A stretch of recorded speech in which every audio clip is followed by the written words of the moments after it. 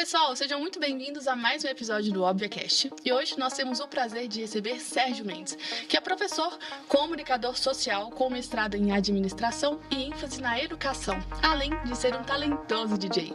Esse podcast está sensacional, você não pode perder, fique aí para você acompanhar. Solta a vinheta.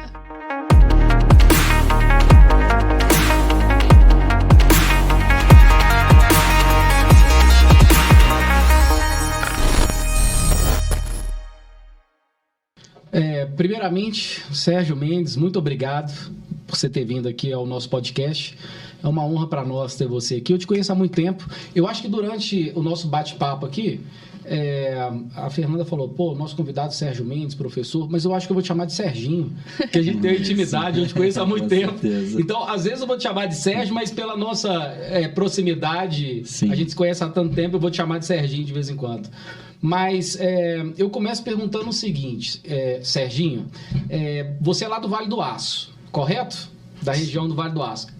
Eu queria saber o seguinte, como que você fez ou faz para lá no Vale do Aço torcer pro Cruzeiro, sendo que a torcida atleticana lá dá 80-20. Onde você arrumava jeito de assistir jogo de futebol lá? Gente, foi inteligente, né?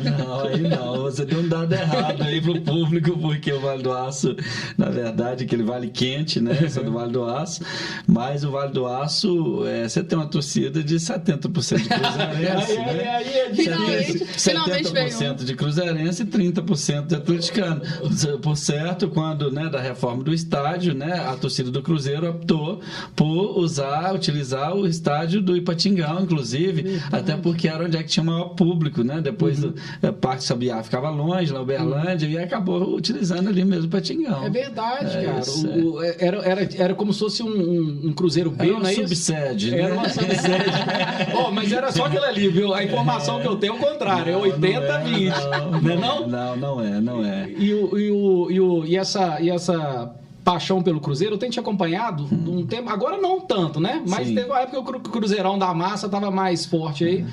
Você ia mais aos estádios. De onde vem essa paixão pelo time? Meu pai eu sou bem da roça, da roça, né? Eu falo que eu sou do interior da roça. Sim. E meu pai lá no interior, ele tinha ele era o técnico de um time de várzea, um time assim, bem pequeno, mas e era empolgante, me levava, e eu sempre gostei do Cruzeiro, né? O Cruzeiro, desde o início para mim, desde menino, né? Pela influência talvez do meu pai, acabou ficando no coração, e eu gosto até, assim, sinto, que depois quando o Cruzeiro teve uma queda, uma pequena queda, há de se falar, assim como o nosso arquirrival, Isso, exatamente. Que não pode, Fernando? Nós temos que registrar aqui também que todos já tiveram embaixo, não foi só o Cruzeiro, Verdade. E aí eu acabei me distanciando um pouco, porque eu sofri muito. Às vezes a torcida, ela faz com que a gente se entregue, é muito bom, muito bom, mas muitas das vezes você se estressa com um amigo, você perde um pouco, e hoje eu estou tentando, depois que passa dos 40 anos, eu faço aniversário nos próximos dias, e você começa a repensar a vida, o quais são os valores que você tem nessa vida, e o que você pode aproveitar da melhor forma com os amigos, com as pessoas que estão perto, e hoje eu estou tentando fazer o que é de melhor para me viver bem. Para quando eu for encerrar a vida, pelo menos você poder olhar para trás, talvez você não tenha seu nome numa rua, ou nem num prédio público, mas pelo menos você vai deixar alguém para trás que vai falar assim, o Serginho, isso aqui você me falou aqui, ai que saudade, tô tentando fazer isso. É verdade. O Serginho, você eu achava que você era de Timóteo, cara. Não de Timóteo. Eu queria que você contasse um pouquinho dessa história, porque desde que eu te conheci como prefeito Timóteo, na verdade. Sim. E eu achei que você era de lá. E aí você começou a falar aqui que você era do interior, é isso mesmo? Eu queria que você falasse um pouquinho da sua família, do início aí de tudo. Sim, eu sou eu sou de Santa Maria do Baixio. Nossa Senhora. Mas encher a boca pra falar, Santa Maria do Baixio era um lugarejo com umas 3, 4 ruas só, e é distrito de São João do Oriente. São João do Oriente fica lá perto de Inhapim, próximo a Caratinga. Sou nascido no Hospital de Caratinga, né? Da terra das palmeiras, né? Do Ziraldo, né? Terra verdade. maravilhosa, né? Eu falo que tem um poema que ele não é de lá, mas minha terra tem palmeira onde canta sabiá, né? Os pássaros que aqui gorjeiam não gorjeiam como lá. E às vezes é um pouco disso mesmo, Caratinga, aquele eixo, aquela região, mas sou de São João do Oriente. Sou de São João do Oriente, de Santa Maria do Baixio. E de lá, os momentos, né? A vida, muitas vezes, você não sabe qual que são os rumos que a vida vai te levar, né? Então, diz a música, né? Deixa a vida me levar, deixa a vida que ela te leve. E aí, acabando que por volta dos 12, 13 anos de idade, meu pai tinha partido da casa, tinha ido embora, segundo a minha mãe, tinha ido para Rondônia e deu uma desaparecida, deu uma afastada da família. Foi comprar cigarro? Foi ali, não, foi na venda. comprou uma de derby? Na época era derby, não era Continental. Continentalzão, o Holiday. Foi comprar um Continental ali na venda e nunca mais voltou. E aí deixou a gente num período meio difícil, minha mãe, um período muita seca. Você tem irmãos? Não, tem 2 irmãs. Irmão não, só 2 irmãs, né? Hoje mais velha? São mais velhos. Eu sou mais novo, moro na Itália, né? As irmãs? Minha família é a origem, de fato, o lado da minha avó é italiana. E acabando que a família foi, hoje eu tenho inúmeros sobrinhos na Itália, tia, primos, minhas irmãs, em região de Torino, de Milão, né? Então sempre por ali. Mas acabando que no interior, aí quando o pai partiu, a minha mãe na dificuldade acabou tendo que compartilhar com as irmãs, né? O problema, que eram os filhos, né? Como cuidar dos filhos. E aí eu fui morar com a minha tia em Timóteo, a minha irmã também foi, acabamos montando uma kitnet. Kitnet é no início um pequeno moquifo, né? Eu falo, você já morou numa telha. Quem nunca morou numa telha de amianto não sabe o que é passar o calor, né? Não sabe o que passar. Você acha que o Vale do Aço é quente? Nossa Senhora! Vocês acham? Fernando do Céu teve Patinga. Timóteo é do lado, né? Então fui morar em Timóteo, aí morava no barracão da Dona Nilda. Nossa, amiantão? Barracão do Sou Gentil e barracão da Dona Nilda. E a cama, pra ajudar, como não cabia 2 camas, era uma beliche. Nossa. Então você tinha um andar de cima. Que era mais colado ainda. Você encostava a mão na telha. Era uma coisa de louco. Mas é tudo eu falo com muito aprendizado, né? Com certeza, faz parte. Eu e minha irmã, e fomos morar. Depois, no trabalho, acabei juntando, trouxe minha mãe, depois trouxe a minha outra irmã, e fui juntando todo mundo em Timóteo, meus sobrinhos que foram criados em Timóteo, a Joyce, o Marlon, né, outros que estão no exterior, e acabei ficando por ali, né? Minha tia era dona de uma loja, né? Nós tínhamos lá, falando de contabilidade aqui, eu acabei desde muito novo envolvido. Ela tinha loja em Patinga, Coronel Fabriciano, Timóteo, João Molevade, no Carneirinhos João Molevade, acabando que eu fiquei em uma das lojas e ao final ali era uma loja de eletrodoméstico, de eletroeletrônico. Eu comecei a ser DJ lá. Algumas coisas que a gente gosta, porque eu era DJ de gravação de fita cassete. Então eu gravava, porque a fita cassete, ela tinha os 2 lados, né? E se você mixasse as músicas, você caberia 9 de cada lado. Sem mixagem, caberia 8. Então as pessoas queriam colocar mais música na fita. Então, para caber 18 músicas na fita, teria que ser mixado. E eu mixava ali no LP. Então era DJ DJ mixava, né? E gravava as fitas. Então as pessoas chegavam e escolhiam: eu quero Fígaro, eu quero música New Order. Isso, eu quero Zé Carreira, Plácido Domingos, e gravava do clássico ao Tonico Tinoco. Então você fazia de tudo. Então as pessoas selecionavam, né? E acabei ali trabalhando no comércio, né? Fui então minha carteira, eu estou quase aposentando já. Essa semana eu dei uma olhadinha na minha carteira. É isso, porque eu tô. Coisa boa. Se não fosse as regras, eu já aposentava, porque eu já tenho quase 30 anos de contribuição e começando ali nessa oportunidade como DJ DJ de LP. Imagina. Legal. Então foi um momento bacana para mim de ali virei vendedor da loja virei gerente da loja e depois entrei na vida pública. Olha que loucura. Cara, direto? Direto. Não, mas você fez faculdade? Fiz. Mas você fez antes de... Fiz, aí eu fiz administração. Você fez o segundo grau lá em Timóteo? Eu sou tecnólogo em Química. Eu sou técnico em Química lá pela escola. Teve um momento que Timóteo teve um momento que foi uma riqueza gigantesca a cidade. A cidade esteve ali entre os 5 maiores orçamentos de Minas Gerais. Né? A cidade tinha Cesita, né? Hoje é do grupo da ArcelorMittal, a Peram, mas a cidade no início ela chegou a ter, tinha época que tinha 14 mil funcionários, né? Muitos funcionários.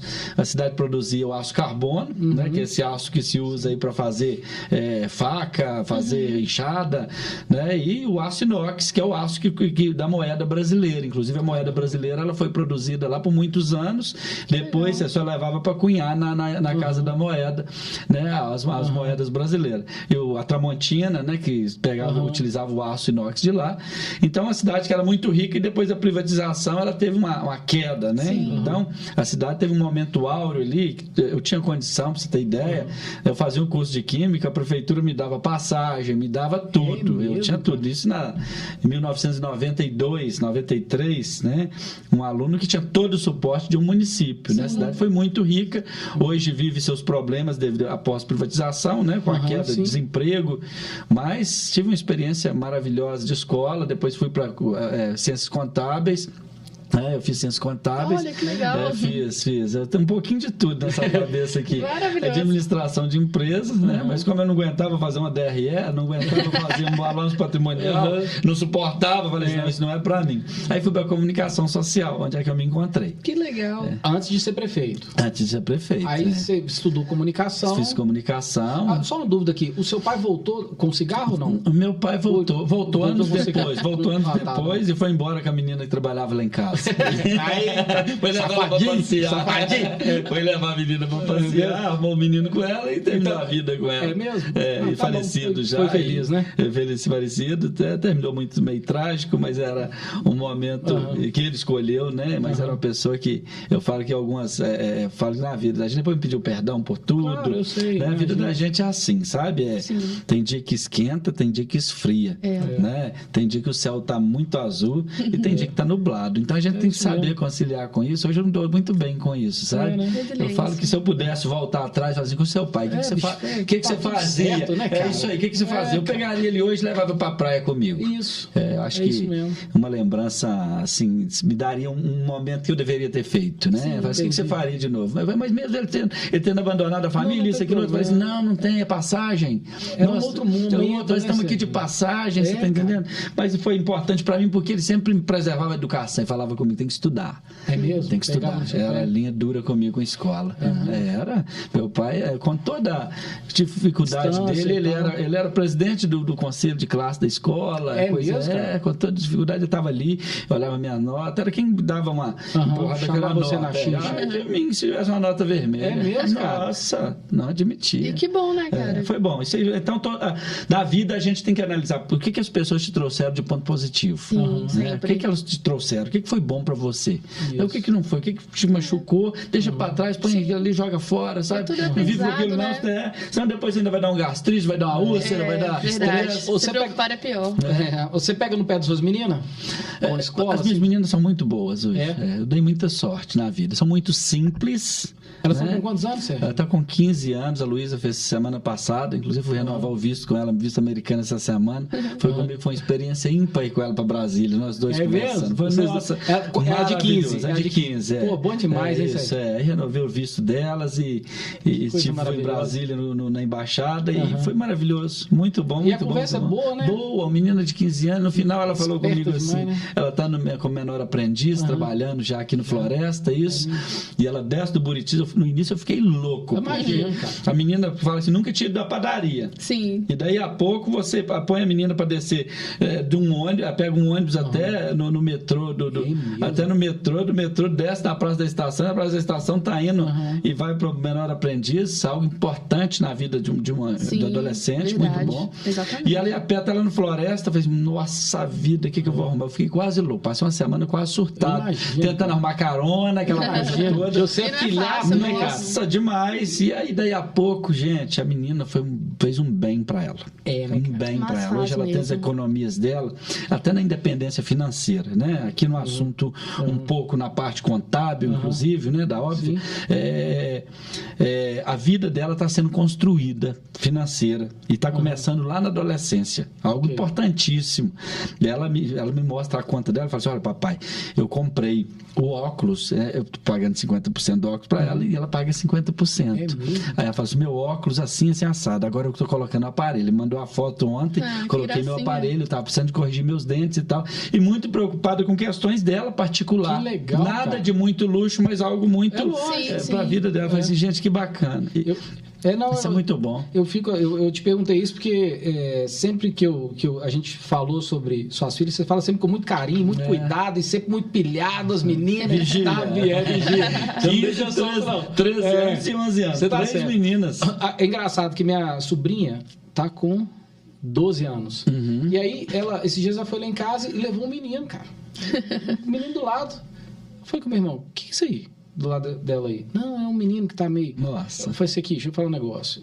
A partir de agora, esse menino vai ser tratado igual cachorro aqui na minha casa. Tá errado, Serginho? Tem que tratar igual cachorro. Não é fácil. Eu tô conversando muito, né? Até porque, eu, por exemplo, no caso menor aprendiz, ela vem de lá do Buritis até aqui no Floresta, né? Então ela vai no metrô, então se expõe dentro do metrô, se expõe dentro de um ônibus. E hoje a sociedade, você vê assim, muitos desvios de personalidade de muitas pessoas, né? Homens que queiram aproveitar. Sim, tem que ficar esperto. Então tem que ficar muito. Eu estava vendo dado, inclusive, eu sofro muito na preocupação na questão mesmo de tráfico de órgãos, por exemplo, é um assunto hoje que me perturba. Porque eu vejo quando vê assim, só em Minas Gerais, me parece que em 3 anos desapareceram mais de 20 mil adolescentes e crianças, só em Minas, assim, tipo em 3 anos. Faz 20 mil. 20 mil é a população de uma cidadezinha, né? Sim, muita gente. Então você pensa coisa que vai acontecendo e que muitas vezes a gente não para prestar atenção. É mais comum do que a gente imagina. Então, assim, você tem que instruir. Filho, você instrui e fala assim, vai, filho, vai. E vai na fé e na sorte, né? Você sai da universidade e como é que você começa a trilhar o caminho aí da vida pública? Da vida pública, acabando começa na faculdade? Eu sempre fui muito líder de turma, do Grêmio Estudantil, presidente do Grêmio Estudantil, né, no início bem afundado na esquerda mesmo, dentro da esquerda. Fui vereador pelo PT, né? Pouca gente sabe. Mesmo? Eu fui vereador 2 mandatos pelo PT. Mesmo? Então, pouca gente sabe. Então, eu falo que treinado pelas categorias de base daquela época, você imagina que Timóteo, com um braço sindical fortíssimo, né, com uma força da esquerda, né, o partido foi um dos primeiros de Minas Gerais, está entre os 5 primeiros partidos registrados de Minas Gerais, o partido do PT em Timóteo. Foi lá que o Lula foi e o Vale do Aço, né? Vale do Aço, lançou o partido. Em 1989 teve um prefeito petista, Geraldo Nascimento, e no movimento da greve de Volta Redonda no Rio de Janeiro, a revolução naquele momento, uma revolução que aconteceu na indústria em termos de direitos, deveres, os trabalhadores que estavam reivindicando muito mais as questões que estavam ficando para trás. E naquele momento eu cresci ali, né? E aí tinha um padre na minha cidade, inclusive, que era sempre capa da revista Isto É, da Veja, né? Que era o padre Abdala Jorge, que era um líder, um marco na oposição à ditadura militar, né? E que se colocou de frente e que de fato ajudou a instituir muitas coisas na cidade. Você tinha uma rádio peão que comunicava rapidamente, né? Você tinha táticas de guerrilha acontecendo o tempo todo, né? E às vezes assim, um menino que cresce dentro de um cenário, de uma escola, numa cidade de esquerda, num momento sindical fortíssimo, você acaba tendo essa tendência. Eu era presidente de Grêmio Estudantil. Estudei na escola. Você foi vereador com quantos anos? Eu fui vereador com 23 anos. 23, era um menino. Imagina, hoje eu olho para um menino de 23 e falo assim, gente, eu fui vereador com 23 anos. E aí tive uma trajetória bacana, muito boa. Eu tive algumas ações no Vale do Aço que foram muito positivas, como o fim do interurbano da telefonia. Nós temos lá uma região conurbada é que você tem uma cidade com uma ligação a outra com menos de 1.000 metros de distância. E nós temos lá a cidade de Timóteo, Santana do Paraíso, Coronel Fabriciano e Ipatinga. E a lei que institui a região metropolitana, era a lei complementar 51, hoje eu não sei qual que é a lei, que instituiu a região metropolitana do Vale do Aço, então ela tratava disso, a unificação dos serviços. E eu entrei na Anatel, como uma ação na Anatel, e consegui tirar o interurbano do Vale do Aço.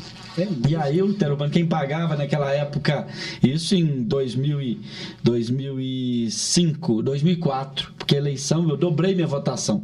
Eu precisava de cerca de 480 votos para ser eleito na primeira eleição, eu tive quase 900. Na segunda eleição, eu precisava de 700 votos para me ser eleito, eu tive 1.700. Quase 1.800 votos. Foi muito voto. E numa luta pelo fim do interurbano da telefonia, e resultou numa economia muito grande para todos do Vale do Aço naquele momento. Hoje a telefonia é diferente, mas na época era o que me empolgou a fazer o curso de comunicação pública. Eu me especializei em comunicação pública aqui pela PUC. Legal. Foi a área que me deu um gancho muito bacana, a área da telecomunicação. Eu gosto dela. Eu imagino. E aí 2 mandatos de vereador e aí o convite para ser prefeito de Timóteo. Amigo, para ser prefeito foi um negócio meio estranho. Nós tínhamos lá um médico, tem lá ainda, né? Um médico até querido da cidade, é um pediatra, mas ele tinha se juntado a um grupo político que praticamente, às vezes tinha, por certas vezes tinha um pouco levado a política de Timóteo abaixo, né? Não tinha tido avanços necessários. E eu e outro vereador conversávamos, falávamos assim, vamos ter que ter uma chapa. E não tínhamos candidato nenhum adversário a ele. Aí, por fim, o PT lançou um candidato. O PT, eu já não estava mais no PT, eu estava no PSB, onde tive o grato prazer de conhecer vários amigos como Léo Antunes naquela época, que foi a minha casa. Foi Zé Carlos, talvez 2007, mais ou menos, que eu conheci. Que foi quando eu já estava no partido, do Valdo Silva, saudoso Valdo Silva. Nem sei por onde anda o Valdo, como é que tá. Velho de guerra, né, cara? Velho de guerra, mas uma história que não pode ser esquecida, sabe? Verdade. E aí depois, aquilo tudo, a turma falou assim, gente, vamos lançar um candidato. E aí nós éramos 7. Então éramos 7 pessoas, 7 amigos e acabando indo para a rua e levando uma nova proposta para a cidade, né? Uma nova proposta. Ele tinha 79% de intenção de voto, eu tinha 3%, né? 3%. Quando chegou ao final, né? houve uma compra de votos com exames. Eu já estava, a última pesquisa que eu tinha visto, faltava 15 dias para a eleição, eu tinha 41% e ele tinha 45%. Eu já estava na beira, né? E aí no final teve um crime eleitoral, ele acabou sendo cassado, ele foi cassado, foi cassado e eu acabei assumindo e fiquei efetivamente prefeito de Timóteo nesse período, onde nós já estávamos virando ele. Aí a justiça comprovou que havia uma distribuição de exames irregulares, ele por ser médico, ele precisava de levantar, a saúde estava muito ruim, e ele distribuiu, quando a prefeitura distribuiu uma média de 300 exames por mês para a população, ele distribuiu 5.000 exames para fazer um dia depois da eleição. 5.000 exames para a população, e as caras, cabo eleitoral, entregando pelas ruas os exames, como assinado pela prefeitura. E aí foi caçar, bagunçou, e nós voltamos. E isso depois de uma crise em Timóteo, já tinha tido, parece que eram 10 ou 9 cassações de prefeito. Então eu tinha uma crise institucionalizada, eu precisava de levantar a estrutura, peguei um grupo técnico, fizemos muita coisa. Eu tive um apoio, aí eu agradeço ao governador Anastasia na época, me deu um apoio gigantesco, com muito recurso. Fizemos 25 quilômetros de asfalto novo na cidade, asfalto bom. Construí um Senai, o apoio aí do Dr. Olavo, implantei um Senai na cidade, deixei lá com cerca de 6 600 alunos, reformei as praças da cidade, tive o prazer de diminuir as filas, terminar com as filas das unidades básicas de saúde. A UPA era um modelo, eu tinha uma UPA vazia, né, funcionando perfeitamente. Então, algumas ações foram importantes para a cidade. Só que eu, naquele momento, eu perdi, o PT retornou à prefeitura, no momento que ganhou todas as prefeituras do entorno, Coronel Fabriciano, Ipatinga, Tarumirim, Dom Cavate, o PT ganhou todas, então eu estava ilhado, eu perdi por 2%. Perdi a reeleição por 2%. E naquele momento, né, o próprio governador me chamou e, juntamente com o Alexandre Silveira, hoje ministro, e não acreditavam que eu havia perdido aquela reeleição, uma vez que tinha um mandato muito efetivo, muito. Sim. Ao final, sofri muito para encerrar, com muitas crises que implantavam para tentar tirar meu nome fora ali do cenário. Só que eu sou do tipo seguinte: onde me cabe, eu estou. Onde não me cabe, eu saio fora. Eu sou muito dessa linha. Né? Então, eu não tenho muita dificuldade de promover mudanças na vida. Então, aí o governador me chamou, eu fui para o DETEL, né, Departamento Estadual de Telecomunicações. Ele precisava de implantar o programa Minas Comunica, que era levar a telefonia celular aos distritos de Minas. Nós temos hoje mais cerca de 650 distritos em Minas Gerais. E não tinha telefonia celular. Você pega um distrito, esses distritos, pega lá em Valadares, Choninho de cima, Choninho de baixo. Certo. Não tinha nenhum, tinha celular. Pego lá em Marliéria, Cava Grande. Então, comunidades que ficavam, às vezes, pego Mendonça, aqui, Veredinha, aqui, lá no Jequitinhonha. O governador um dia me ligou e mandou uma mensagem, falou: Sérgio Mendes, o distrito de Veredinha, o povo lá está votando no povo de São Paulo, porque a televisão lá só pega São Paulo. Lá precisamos de televisão. Sim. E precisamos de antena de celular. E aí, tinha muito disso. Tinha muito disso. Então eu acabei indo lá, coloquei sinal de antena da Rede Minas, coloquei antena de celular, o povo já tinha mais acesso à comunicação. E comunicação hoje é tudo. Isso foi naquela época. E saí de lá num legado bem bacana. 650 comunidades podendo falar no telefone celular. Você gosta mesmo, você se apaixonou por Contagem, né, Sérgio? Gosto de Contagem. Contagem é um interiorzão, né? É uma cidade maravilhosa. Contagem, quem conhece Contagem, consegue conviver com Contagem, é o interior. Contagem é o retrato do interior instituído ao lado da capital. Né? Não tenho dúvida nenhuma que cada ponto de Contagem, cada regional de Contagem, tem ali o nortista lá do norte de Minas, né? Que tem o povo que vem do Triângulo, tem o pessoal que veio do sul de Minas, sabe? E um pedacinho do Brasil também, né? Com desenvolvimento industrial, desenvolvimento ali, você teve gente que veio de todo lado. Eu me lembro, o Serginho chegou em Contagem e foi... Aí você foi secretário do Alex, né? Foi secretário, enfim. E aí ele teve uma identificação com a cidade e foi candidato a vereador. E quase ganhou. Quase ganhou a eleição. Sem dinheiro. Sem dinheiro, até mesmo sem acreditar, porque na época eu não queria ser candidato. Cheguei a mandar uma mensagem na época para o prefeito, falei: prefeito, Alex, eu não quero ser candidato. Eu não quero, porque eu deveria ter me preparado antes para isso, né? Eu não quero, 2 anos antes. Isso, eu não quero ser candidato. Eu cheguei a mandar, tem essa mensagem salva aqui no meu celular para ter prova disso. Aí ele falou assim: calma, espera que a gente vai conversar. E faltava 60 e poucos dias para a eleição, e me chamou e falou assim: você precisa ser candidato, eu tenho um compromisso com o Tibé, né? O Tibé foi nosso companheiro aqui em termos de emendas, foi o deputado que mais entregou emendas para Contagem, de fato foi, muito presente na vida de Contagem, e acabando que para ajudar o Tibé a preencher a chapa, né, do Avante, parece que estava faltando uns 2 ou 3 candidatos, por mais bem montada que a chapa teria sido pelo Hugo Zé Carlos, mas faltava ainda algum quadro e eles achavam que o meu nome era importante para ser candidato lá. Eu falo que companheiro, às vezes nem sempre você leva só flores, sabe, Fernanda? Sim. Às vezes você tem que carregar alguns espinhos, né? Sim. Muitas vezes o companheiro ou amigo ali que vai socorrer um vizinho, que vai levar ele para o hospital. E é o mesmo que seu vizinho também te chama para o churrasco. Entendi. Não é verdade? Então, eu sou dessa linha. Então, você tem que compreender o ônus e compreender o bônus. Claro. E acabando que eu entrei numa missão de ser candidato, né? Tive quase 1.600 votos, né? quando o mandato teve com 1.800, né? Foi eleito. O vereador foi eleito com 1.800, a gente teve 1.600 votos, pedindo voto na raça, mas até mesmo eu falava o seguinte, eu não queria passar vergonha. Não, mas passou mesmo. Eu discuti educação, um ponto forte lá, que foi na gestão. O Alex me deu uma oportunidade assim ímpar, né? De estar ao lado dos professores e dos diretores de Contagem. Assim, eu sou ainda apaixonado pela educação de Contagem. Apaixonado mesmo, porque nós podemos ver assim, alguns resultados, né?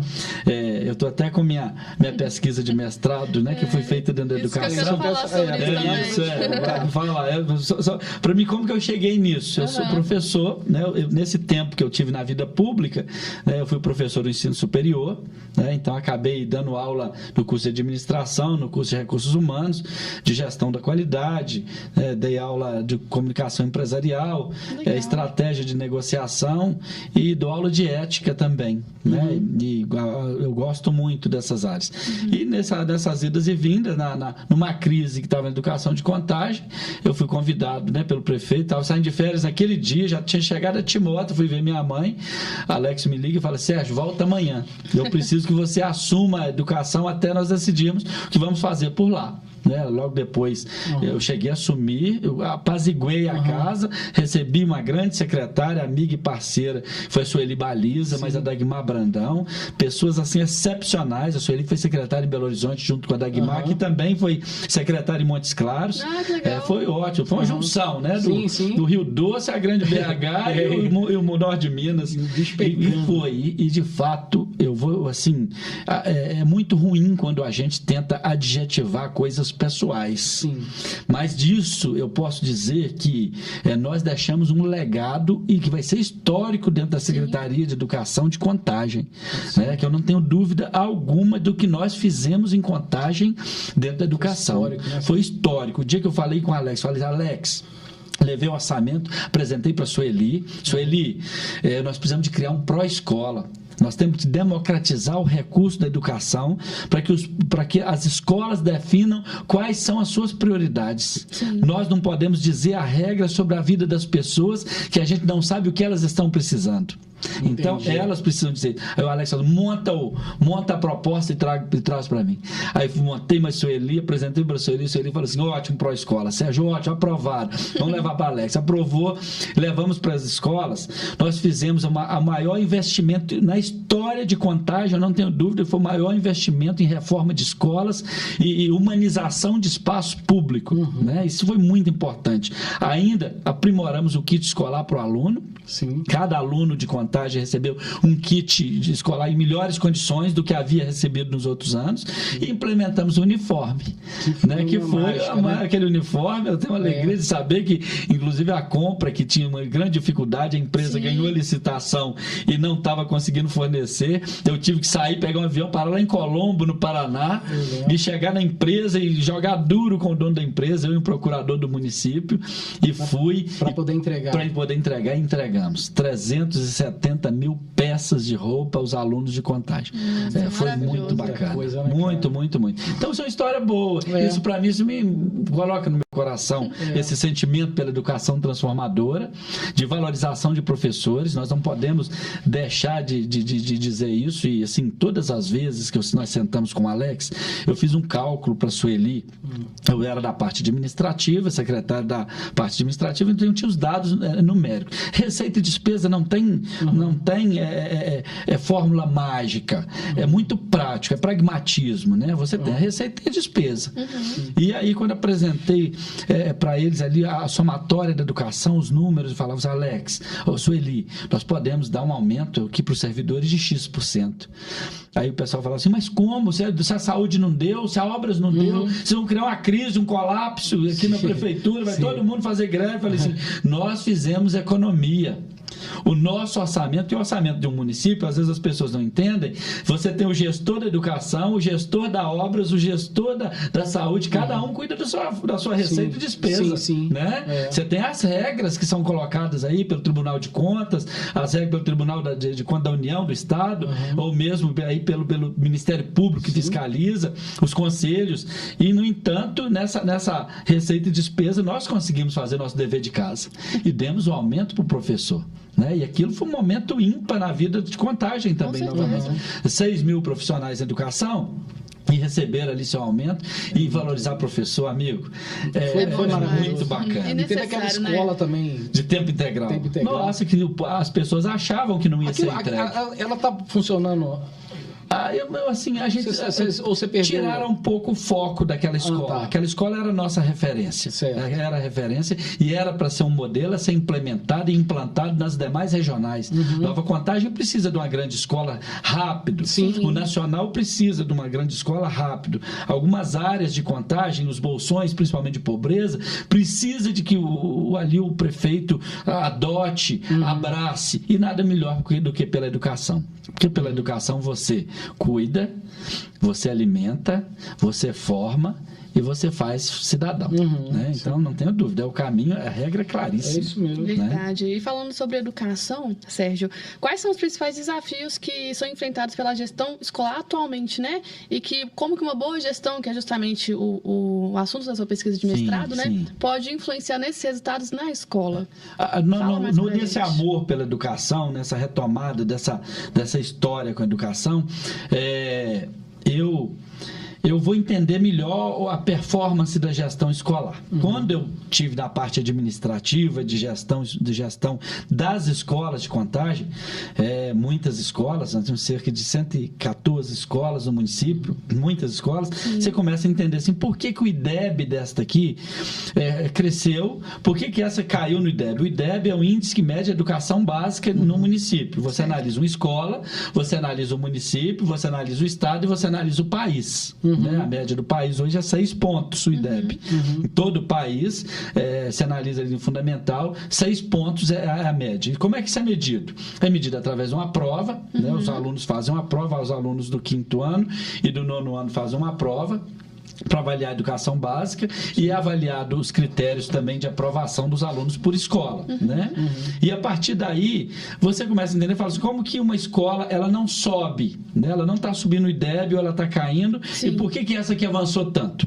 Então, eu fiz um estudo de caso, meu mestrado, eu queria apresentar e queria provar que é possível você crescer o IDEB de uma escola através do modelo de gestão implantado dentro da escola. Então, você depende do gestor, né? Porque o que acontece? Hoje, se você tem duas formas de colocar um diretor na escola, né? Na rede privada, você contrata. Né? Na rede pública, ou ele é cargo de confiança, em algumas prefeituras, o diretor é cargo de confiança do prefeito, e em algumas cidades é por processo de escolha na própria escola, eleição direta dentro da própria escola.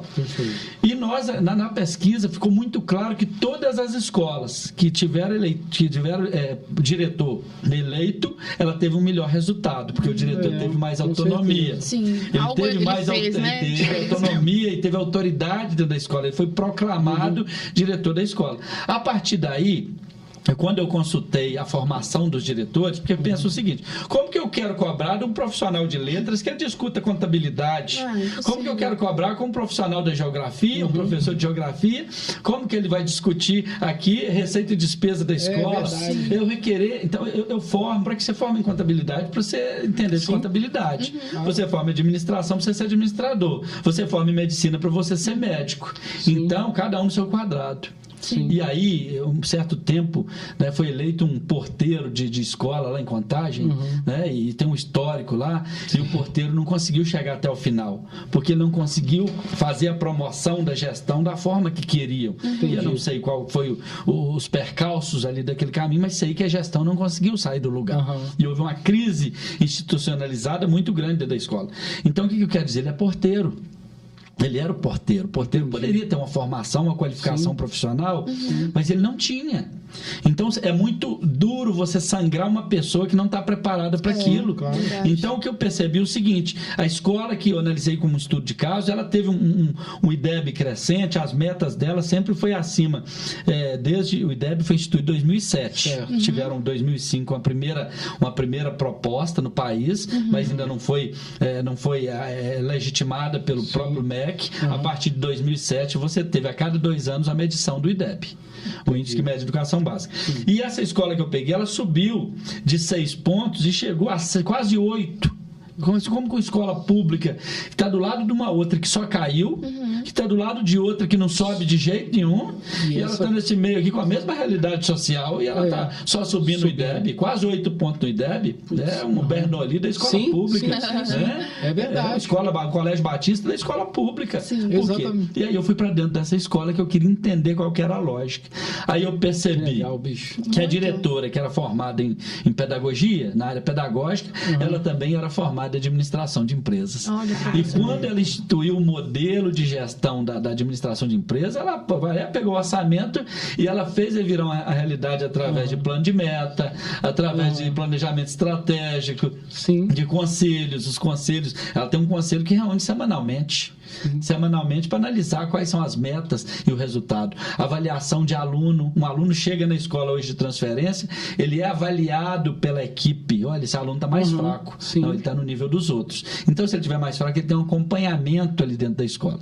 Isso é comprometimento. E aí eu percebi que o modelo de gestão, ele foi o responsável pelo crescimento do IDEB em 2009, que bateu lá para cima, o projetado, para você ter ideia, parece que era 5,8 e teve 6,7.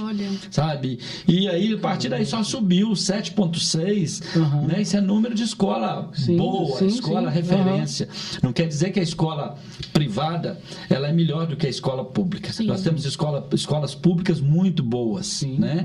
E existem também escolas privadas que correm do IDEB. Para você ter ideia, os últimos anos em Contagem, nenhuma escola privada mediu o IDEB, que não quis ser avaliada pelo governo. Não mediu. Mas ela pode não fazer isso? Os alunos não compareceram para fazer a prova. Meu Deus. Então, assim, como é que eles comparecem para as demais atividades? Né? Então, você não tem medição de 2019, 2017, nenhuma escola foi sondada, só as públicas. Então, assim, a gente começa a perceber, e muitas vezes, por exemplo, numa medição de 2019, entre as escolas públicas e privadas de Contagem, deve ter provavelmente aí mais de 200 escolas, nós só tivemos 11 escolas que atingiu o IDEB. 11 em 2019. É muito bom. Então, 11 escolas em mais de 200 que conseguiu bater a meta do governo federal, porque o governo federal põe a meta e você tem que ultrapassar a meta que é proposta. Nossa, cara. Imagina, cara, que maluquice, mas eu não sabia desse dado, não sabia que escola privada não media IDEB, não. Algumas medem porque querem o resultado. Porque sabe que tá bem, quer jogar lá em cima. Melhor IDEB da região, essa coisa toda. Agora, muitas escondem que não querem aparecer, porque se a nota for ruim, ela perde seus alunos. Nossa. Agora muito interessante essa pesquisa. Você fez bonito de entrar para dentro dessa escola e descobrir. Foi muito bom, foi bom. E eu falo isso porque tem muito a ver com a nossa área, que é a contabilidade, né? Sim. E você consegue perceber que quando as pessoas elas ficam atentas às suas finanças, né? Sim. A tendência... Tudo corre bem. Tudo corre bem. Né? Inclusive, né, orientação que cada escola tem um contador, né, que tem o serviço da contabilidade. Sim. Porque o diretor, a partir de que ele é eleito, que ele é empossado, ele automaticamente ele é gestor, ele é ordenador de despesa. Então, inclusive, ele pode ser punido criminalmente, inclusive, ter bens bloqueados, né, se houver alguma irregularidade da contabilidade da escola. Né? Então, aí eu sempre dizia a equipe, gente, cuidem do contrato e contador, cuidem da equipe de vocês, cuidem da finança de vocês. A gente fala isso porque a OB é uma contabilidade digital. E ela atende, Sérgio, muitas vezes, a gente está falando de professor de dentro de sala de aula, mas a OB atende, por exemplo, aquele professor de aula particular, por exemplo. Exatamente. Que por exemplo, o marido trabalha fora e a pessoa tem que ficar ali em casa cuidando de menino, mas dar aula particular, de repente, para um vizinho, enfim. Sim. E aí, a partir do momento que ela baixa esse aplicativo da Óbvia, ela passa a fazer parte, de repente, de uma MEI, por exemplo. Sim. E ela passa a ter direitos, né? Garantir os benefícios, né? Como empreendedor, como empresário, enfim. Sim. E é basicamente não só para o professor, mas para o engenheiro, para o advogado, para, como a gente costuma sempre falar, né? Para boleira, para manicure. Professor de música. Enfim, de modo geral, eu né? sou MEI hoje, eu sou empreendedor individual. E você, como como empreendedor, DJ. sabe a importância, Isso, como né? DJ, eu sei a importância. Então, você estava fazendo seu se show. eu precisar de tirar uma nota, por exemplo, numa casa de show, alguma coisa nesse sentido. Essa é a vantagem. Que, por exemplo, você sendo MEI, de repente, para você tirar uma nota, você tem que entrar no site da prefeitura, enfim. E com o nosso aplicativo, você tira essa nota em 30 segundos. Olha que maravilha. Então, assim, tudo. A gente sempre fala o seguinte, Serginho, você que está sempre mexendo com. É professor, é DJ, enfim. Mas aí você falou uma área interessante, que é a parte de DJ. Sim. DJ geralmente é um cara moderno, que tá sempre antenado com as coisas, porque se não tiver também vai tocar, vai tocar Riqueza, o resto da vida, né? Conheço, Technotronic, o resto da vida, né? E pede 15 anos. Enfim, mas se o cara quiser realmente voar, ele tem que se formalizar de alguma forma, né? E eu digo o seguinte, cara, eu indico para essa categoria de DJs a Óbvia. Sim. Porque é muito simples. Então, por exemplo, o contratante, você vai fazer um show no navio tal. Beleza? E aí você tá lá em alto mar. Cruzeiro da Hell. Cruzeiro da Hell, exatamente. Aí você tá lá em alto mar, o empresário fala assim, cara, me te anota aí pra eu te pagar e tal. Você fala assim, ô bebê, neném, deixa eu te falar. Me dá os dados aí que eu vou te encaminhar lá agora. Isso é muito bacana. Porque eu quero receber agora para tomar um gorozinho lá dentro. Você sabe, Rodrigo, que é uma distância. As pessoas, às vezes, elas não sabem como fazer isso. Então, eu acho que é muito interessante, até proponho aqui para vocês da Óbvia Contabilidade, né, que possa explicar o processo, sabe? Qual que é o processo? A gente chama profissional liberal, né? Porque essa turma é tudo profissional liberal e que precisa de entender assim, o que você precisa. Você precisa que se vai fazer aqui via tudo virtual, que é muito mais fácil, né, para a vida da gente que anda na correria o dia todo, é muito mais tranquilo você poder fazer um contato aqui. Hoje tudo é rede, é mídia. Eu digo o seguinte, cara, por exemplo, você falou um negócio que é muito interessante. Ontem estava aqui um advogado, você até conhece, chama Marco Aurélio. Marco Aurélio, sim. Menino bom, viu? Tá bonito, viu, Serginho? Ele tá bonito, viu? Menino bom. Aquilo tá bonito, o terno bonito. Não, o sapato. Brilhando. Tivemos que apagar 3 luzes aqui. Exatamente. Mas o Marcão estava aqui ontem falando da importância, da facilidade que é para você mexer com o aplicativo da Óbvia. Sim. Por quê? Porque ele é advogado e ele detesta a contabilidade. Ele odeia contabilidade. Então, o DJ que conhece de música, antenado e tal, esse cara vai preocupar com contabilidade, assim, como é que faz? Emitir nota, pegar informação para mandar para Receita, enfim, cara, é o seguinte, é só para você entender. Esse aplicativo aqui, o cara, para usar, eu vou dizer o seguinte, hoje em dia, eu acredito que você faz todo o serviço de banco pelo celular. Sim, não é isso? Sim. Você faz um Pix, você faz uma transferência, você paga um cartão. Vai ao banco, você nunca mais vai ao banco. Perfeito? Sim. Você precisa ser administrador de empresa para mexer nesse aplicativo? Não. Beleza? Esse é o primeiro passo. O aplicativo da Óbvia é a mesma coisa. Então, assim, ele é muito intuitivo. Então, o MEI, o MEI entra, você é MEI, você se cadastra no aplicativo, paga infinitamente mais barato que qualquer contador. Com certeza. Entendeu? Entendi. Mas é muito mais barato.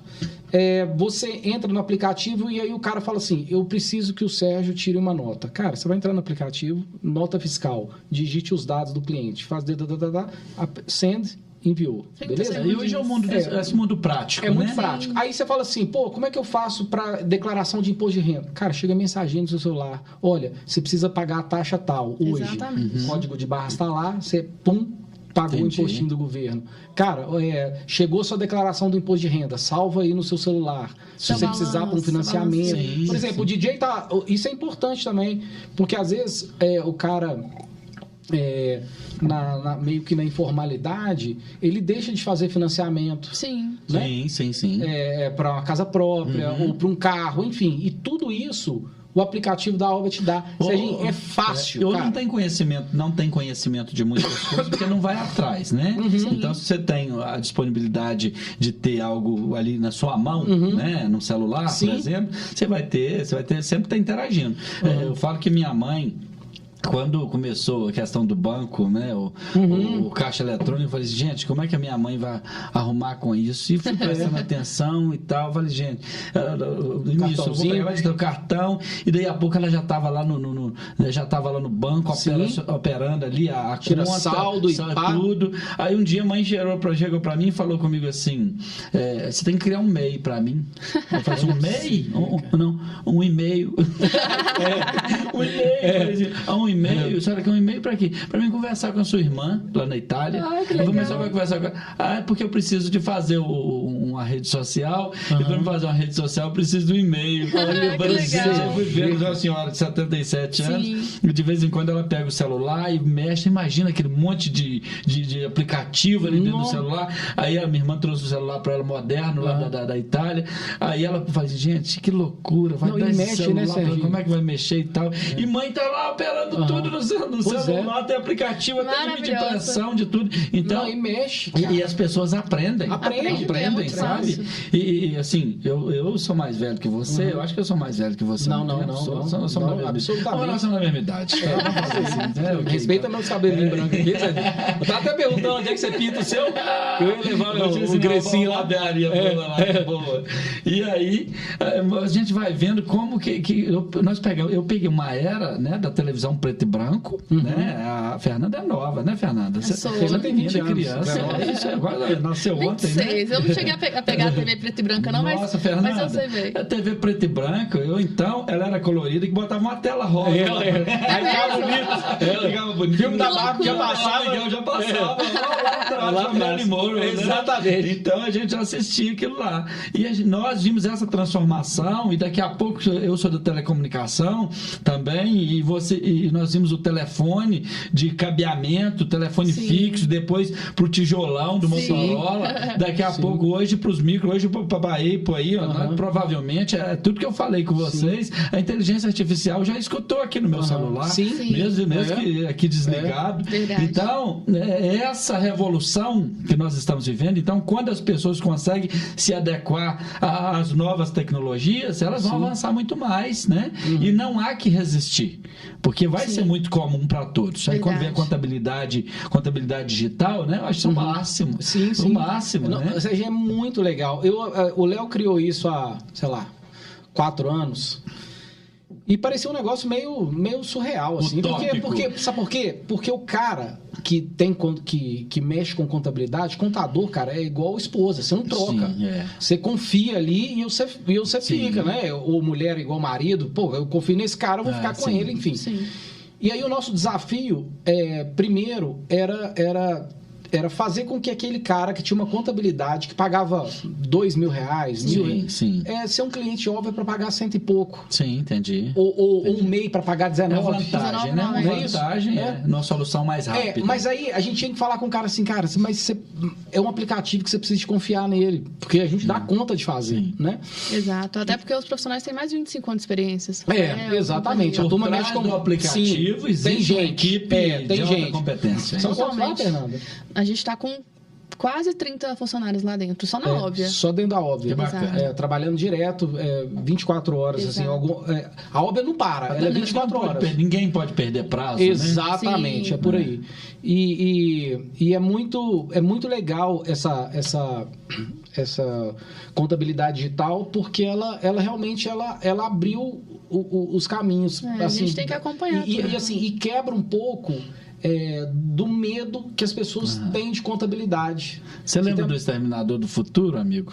Lembro, sim. Arnold Schwarzenegger lá atrás, né? E já pregava, a proposta do filme já era esse mundo né, tecnológico, né? Quem olhava só como uma briga, mas não era. Mas já era, o futuro, né? Quem não tiver preparado para este futuro vai enfrentar grandes dificuldades. Né? Então você tem que ter, aí já tem a contabilidade digital, né? O banco no seu celular. Daqui a pouco você resolve tudo sem sair de casa. Sim, né? é verdade. Hoje você tem consultas médicas, inclusive, eu estava vendo um sistema de que o médico vai durante o dia no hospital, mas o robozinho vai durante hora em hora. O robozinho para, ele entra dentro do quarto dos leitos, ele vai virando de um lado a outro, e ele tem um médico na tela daquele robozinho que ele conversa com o paciente. O médico está lá no consultório, mas ele atende 50 pacientes ali só no robozinho.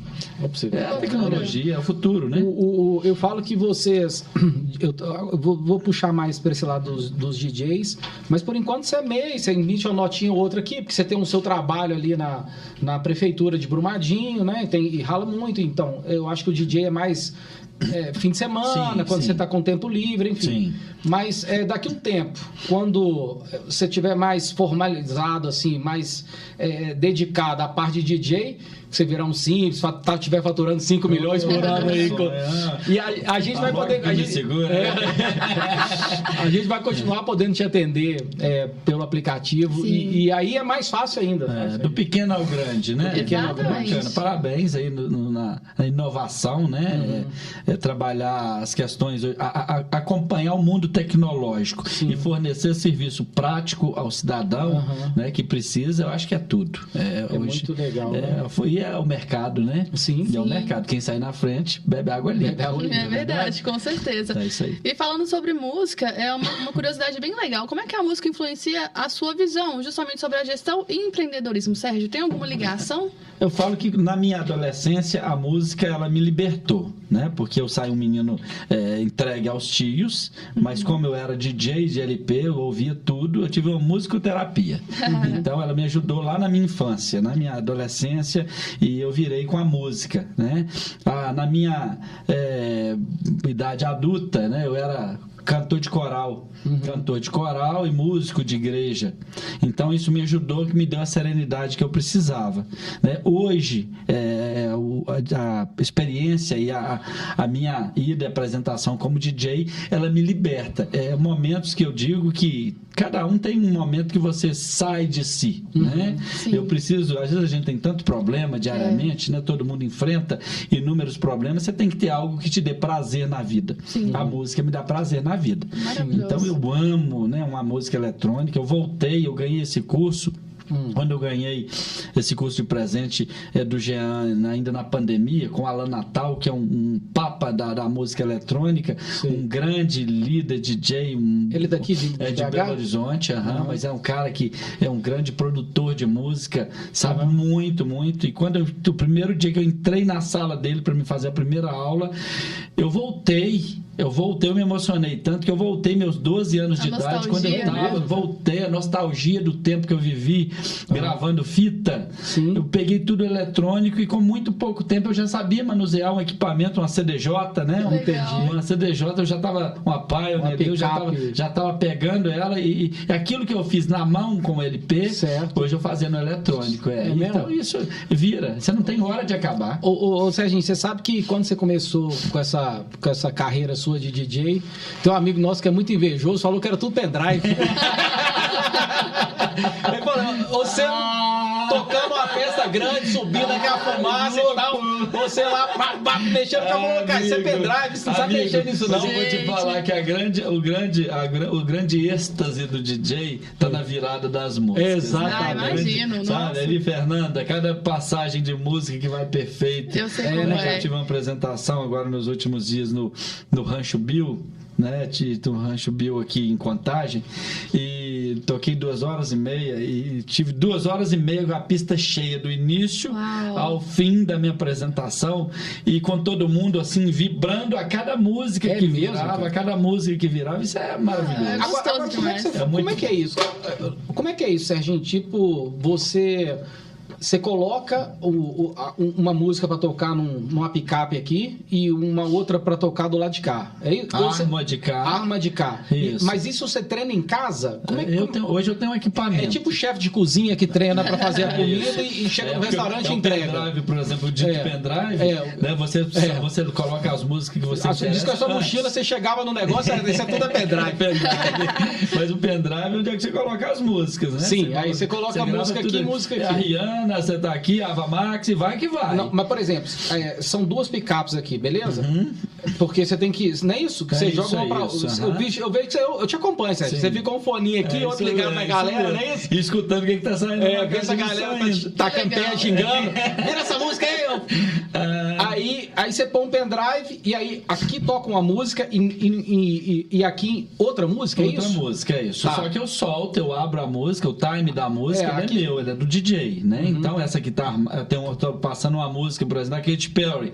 Eu vou entrar com a Rihanna do lado de cá, né? A batida, por exemplo, de uma música é BPM, batida por minuto, é o seu coração. Isso. Então, até o BPM da pista é o DJ que conduz.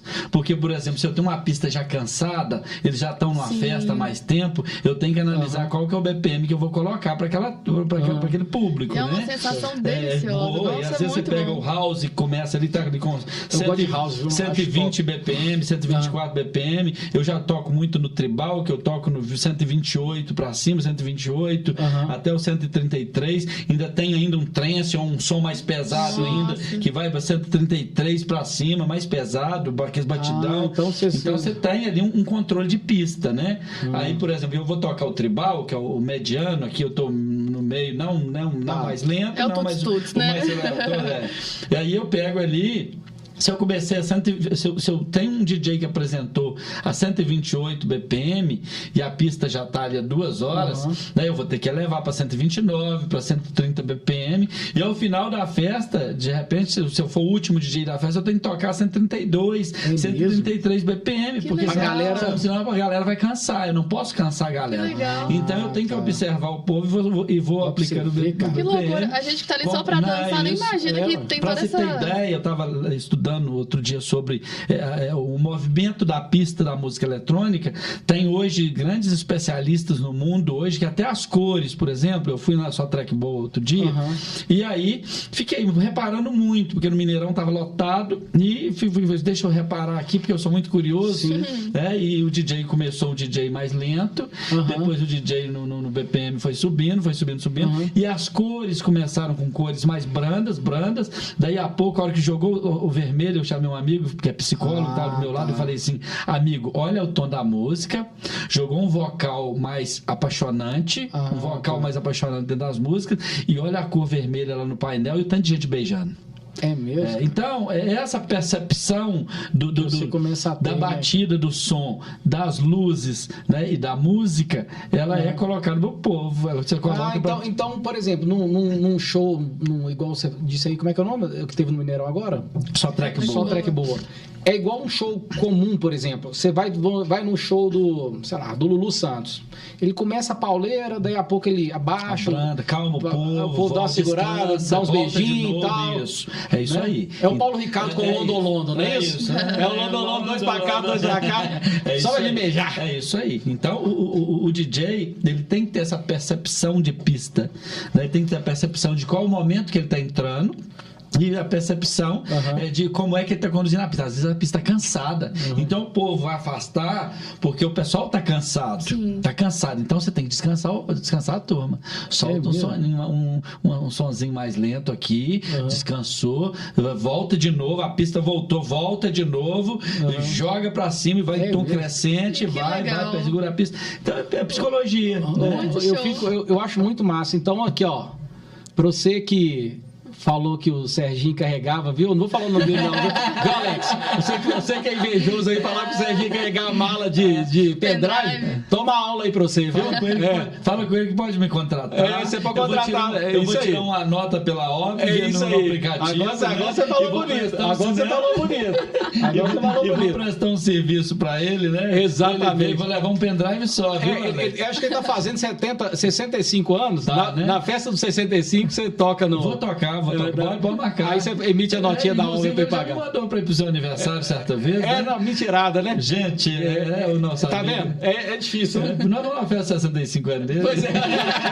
Sem pendrive. Sem pendrive. E além da música eletrônica, tem outro tipo de som, enfim, que você gosta bastante também? A música eu gosto de tudo. Eclético. Nossa, eu sou muito eclético. Lógico que ressalvando algumas que não dá pra se encaixar, ouvir, né? Mas encaixar na personalidade sonoridade, mas tem muita música. Eu gosto do Fígaro, eu gosto do Amigos para Sempre, eu gosto da música, eu gosto da boa música, né? Eu gosto do Jorge Benjó, ao Milton Nascimento, né? Um Tim Maia bem colocado também, né? É muito bom, né? É bonito, né, cara? Por que você se foi, né? Quantas saudades eu senti. Aquela parte, aquele tempo que o Tim Maia ele tava meio zen aí, abraçando a árvore, falando de natureza e tal. Só tem música boa. Só uma pegada meio black americana. E a música faz bem. Não tenha dúvida que a pessoa que canta, ela está com o coração leve. Sim. Ela não canta por acaso. Ninguém canta no mau humor, ninguém canta na tristeza. Às vezes está na sofrência, né? Tirando isso, você vai cantar, né? Uma música boa, uma Marisa Monte, né? Vai ali subir seu tom, né? Vai cantar no chuveiro. Você canta no chuveiro, assim, o fulano tá cantando desafinado no chuveiro, bate palma pra ela. Tá feliz. Tá feliz. Tá Exatamente. Verdade, né? Muito bom. E me fala uma coisa, e como é que tá lá em Brumadinho? Bacana, Brumadinho é um desafio, né? Lá você tá o como? Prefeito Neném, o prefeito Neném é um cara bacana. E lá você tá atuando? Do trânsito e mobilidade, né? E o prefeito Neném é um cara desbravador, corajoso, ele é bom, né? bom e humano, sabe? Eu acho que o principal, assim, qual que é a principal característica para um prefeito? Ter um coração humanitário, né? E porta aberta, atende ele todo é assim mundo, mesmo? Diz que ele é gente boa, diz que não pede eleição lá. Vive a cidade, é um cara do bem, né? Sim. Eu até falo com ele, assim, olha, o dia que você sair daqui, o povo vai sentir sua falta demais. Me parece que um prefeito, antes do Neném, ganhou a eleição lá, a turma tomou nojo da cara do cara. E voltou de novo. Aí o Neném voltou novamente. O Neném tem que voltar. Está no 3º mandato. É uma pena que não pode continuar, né? A lei não permite. Mas é um cara do bem demais, do bem. E Brumadinho é o desafio. Eu estou no desafio lá também de ajudar no processo de reconstrução. Né? Junto com os demais amigos, parceiros, né? Outros secretários. Mas é uma cidade que precisa muito de apoio, mas muito psicológico, né? Muito. Sim. Você tem aí quando peguei, certa vez, li o relatório da Fiocruz sobre a contaminação. Então você tem uma cidade que, além da contaminação emocional, né, você tem uma contaminação também química que atingiu a cidade, né? E o que a Vale, né, ela tem obrigação de fazer e fazer muito mais, porque é irreparável. Tem coisa na vida da gente que é irreparável. Uma cidade que teve, né, em determinado momento, dezenas de velórios na mesma cidade, isso não pode ser normal, né? Então, mas é uma cidade maravilhosa. Você está cuidando do trânsito lá? Do trânsito, mobilidade, transporte. Aquela chegada ali em Brumadinho que tem um viaduto, ou a linha férrea. Nós vamos mudar aquilo na nova proposta do plano do acordo global com a Vale, né? Vai se jogar uma via pela direita, então não vai passar do lado da linha férrea, vai fazer um viaduto para a parte de cima, então vai ter um eixo de circulação debaixo da linha férrea ali, só vai ser saída. Não vai, coisa boa. Vai mudar. E para chegar em Brumadinho, é aquela estrada ainda ou tem outra? Não tem outra estrada, mas a estrada dos caminhoneiros, né? Que foi aberta a estrada. Abriu uma outra, né? Agora está numa proposta, o prefeito está discutindo junto com o Betinho, vai ter uma nova ligação à BR-381 também, vai ter uma nova ligação. Porque essa ligação da 381 até Brumadinho, que ela é meio... sinuosa. Ali não é culpa do prefeito, né? É histórico aquilo ali, né? A curva do funil ali. Sim, tem uma era pedra passagem antiga, né? Então já foi ficando. Ainda é risco também, porque você precisa de ter algo ali mais confortável e seguro para a população. E agora, nas novas medidas de estradas, de via, de Brumadinho, que também está no acordo global, a cidade vai ter um fluxo tranquilo para várias... Então tem projeto. 5 estradas acontecendo da cidade. É mesmo? 5. Tem um eixo central que vai subir o rumo da Casa Branca, vai ter um eixo central, vai ter essa nova agora para 381, vai ter outra para Bonfim, outra estrada... É bom, hein, Serginho? Muito bom. E você tá ralando bem lá. O Serginho desembola demais a conta. Ô, Serginho, agora, a pergunta que não quer calar, a pergunta que não quer calar, é o trânsito de Brumadinho melhorando e a educação de Contagem que melhorou. O Serginho vai ser candidato pro Betim? Porque vai ficar no meio todo. Ou o Serginho não é candidato? Não, hoje... Porque se você for candidato pro Betim, você consegue ali, ó. Não. Assim, à medida que a gente entra na vida pública, eu volto ao discurso de que muitas vezes você não faz só aquilo que você quer. Sim. Né? Muitas vezes também você se coloca por um grupo, ou por pessoas que você gosta, ou pessoas que você acredita. tem uma ideologia ali que casa bem, né? Nos últimos dias, de fato, né, tenho sido até sondado para ser candidato em Contagem, né? Candidato a prefeito de Contagem. É o que eu disse. Eu acho que bem trabalhadinho você leva um canequinho mais. É o que eu disse lá, né? As pessoas, inclusive participei de uma reunião, fui chamado de uma reunião anteontem novamente, que batem na tecla que tem que existir uma nova candidatura na cidade, mas eu não tomo decisão sem os meus, a quem eu devo muita obrigação, a quem, né, me estendeu a mão por inúmeras vezes, né? Eu sou muito leal a nesse sentimento, né? E eu falo o seguinte: se você tem um pão, você divide ele com seus amigos, você pode saber que lá na frente, quando você faltar o pão na sua mesa, eles vão dividir com você. Como chefe de gabinete, eu consegui conhecer Contagem de canto a canto. Você imagina que nós tivemos, você lembra bem, né, que nós tivemos os maiores problemas resolvidos, a favela do Ilha Rosa, a invasão do Maria da Conceição, a crise do carrapato no Nacional, inúmeros problemas, a pandemia que veio, a greve do caminhoneiro, que parando sem combustível na cidade daquele tamanho, o desmoronamento lá na Ressaca com aquela chuva, né, e aquela escola, Lígia Magalhães, lotada, desabrigada, e o prefeito me liga, eu lá em Porto Seguro, tinha acabado de chegar de férias lá, tive que voltar com 3 dias para ajudar a organizar a escola, assumir a organização da escola. Você tinha pegado férias, na hora que você pisou lá, choveu e caiu. Puta, pois é. Mas é a vida. Então, assim, a vida pública, o futuro entrega e vai na mão de Deus primeiro, né? De quem acredita. Eu acredito muito em Deus. E segundo, lealdade aos companheiros, né? Terceiro, compromisso também com a população, que esse é um peso que tem muito grande, e disponibilidade do tempo para o que você propõe seguir à frente. Sim. Legal, show de bola. Vamos chegando mais pro fim finalzinho do nosso podcast. Muito bom, aqui. Viu? Que bate-papo gostoso. Foi bom, né? Foi demais, demais, com certeza. Foi bom que a gente conheceu um pouquinho mais, cara. Sim. Porque a gente só sabe dos seus correria aí. Sabe do corre, né? Mas não sabe. Como é que é das cachaças que bebe, né? Os tombos, ninguém sabe, não. Ninguém sabe. São muitos, mas assim, todos com superação. Maravilhoso, Sérgio. A gente tem um ping-pong que a gente chama de respostas óbvias, onde, pra gente poder finalizar aqui conhecendo um pouquinho mais de você, né? Que vai ser bem legal, Sérgio. Tá bom. Vamos lá. Eu quero saber de você o seu livro favorito sobre gestão e empreendedorismo ali. Eu gosto de um livro lá da comunicação social, que é o Ócio Criativo. O Ócio Criativo, do Domênico de Massi. Você desperta seu cérebro para pensar e você vai criar muitas coisas novas na cabeça. Legal, show de bola. Bacana o nome, viu, inclusive. E qual é a sua maior inspiração na área educacional, Sérgio? Na educacional é ver o progresso dos alunos, o desenvolvimento aí dos alunos e o suporte aos professores. Show, perfeito. E quem é a sua inspiração na música eletrônica? Na música eletrônica? Nossa, é o Alan Natal. Show! É o meu professor, né? É o daqui de BH? É o de BH, tem que colocá-lo aqui na lista, que ele é a minha inspiração. Maravilhoso. E uma lição que você aprendeu ao longo da sua jornada profissional? Que todo dia é um novo dia, todos os dias tem mudança, o dia seguinte nunca será o mesmo. Verdade. Então você tem que mudar. Verdade. Legal.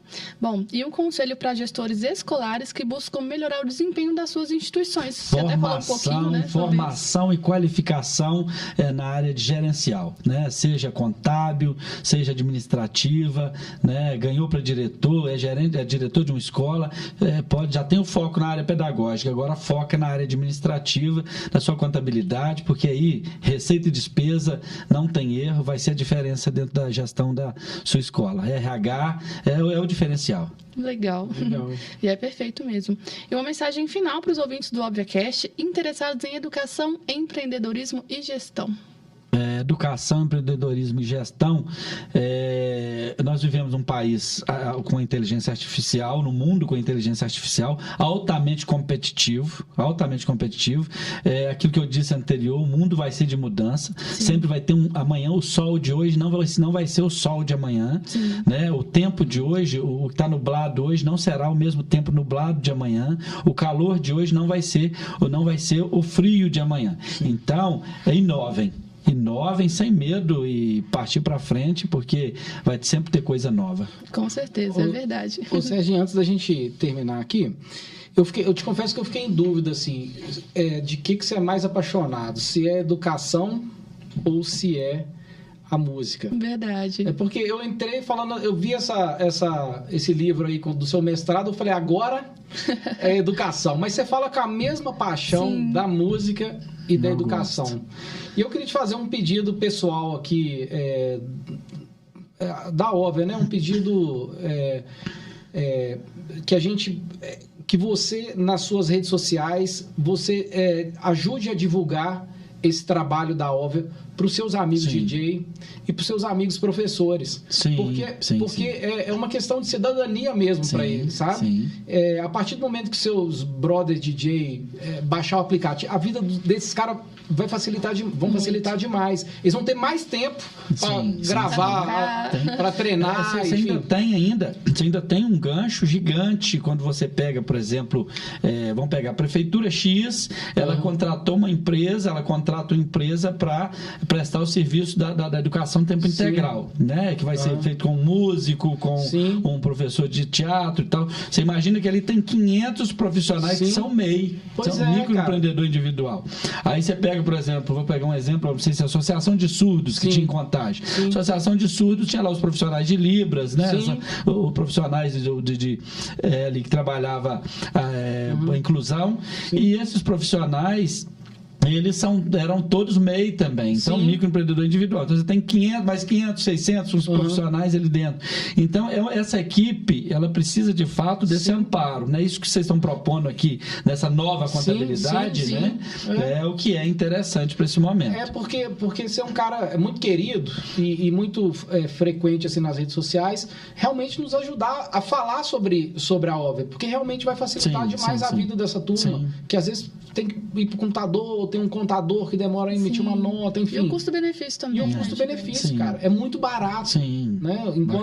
Quanto que é uma contabilidade tradicional e meio salário? Geralmente é um salário mínimo. Um salário mínimo. O cara paga um MEI, por exemplo, R$19. Exato. Ou um Simples Nacional é na faixa de R$160. Um Simples Nacional na faixa de 160 é muita diferença. Que no fim do ano...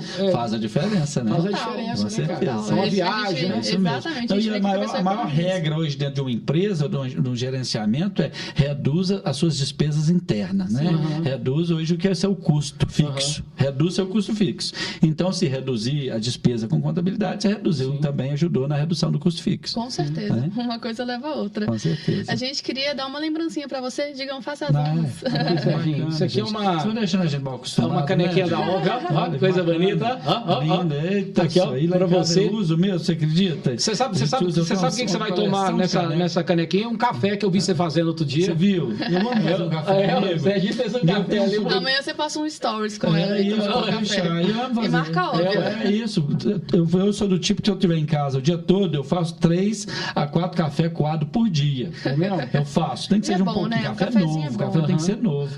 Eu vou te dar mais um. Você entregar lugar? Não, você é de Entre Folhas, né? Sua família? Não, minha família é de Entre Folhas. De Entre Folhas, região do café. É do café. Ele é café. Quem vem daquela região de lá pra cá, de Caratinga pra cá, não aguenta porque é um café bom, né? Exatamente. Aí você conhece longe. De longe. É bom demais cafezinho. Vou tomar um café na caneca da Óbvia. Obrigado.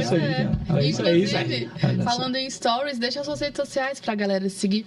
Professor Sérgio MG, vai lá, o Professor Sérgio lá no Instagram, né? Muito autêntico, né? Você quem que eu falo assim, eu vou entrar ali, eu não vou fazer firula com A, com B para agradar a gente, para colocar a gente para dentro. Sou muito sincero naquilo que gosto, que não gosto, né? E o DJ Sérgio.Mendes, né? Estão convidados aí a me seguir. São duas redes, no Instagram. Show de bola. Foi um prazer te receber, viu, Sérgio? Adorei conhecer um pouquinho de você, da sua trajetória. Também sou apaixonado por música eletrônica, apesar do estilo meio rock and roll assim. Bacana. Mas causa muita nostalgia a gente. Pode seguir o Serginho que você vai. Ele vai te levar nas festas lá. Muitas. Por favor.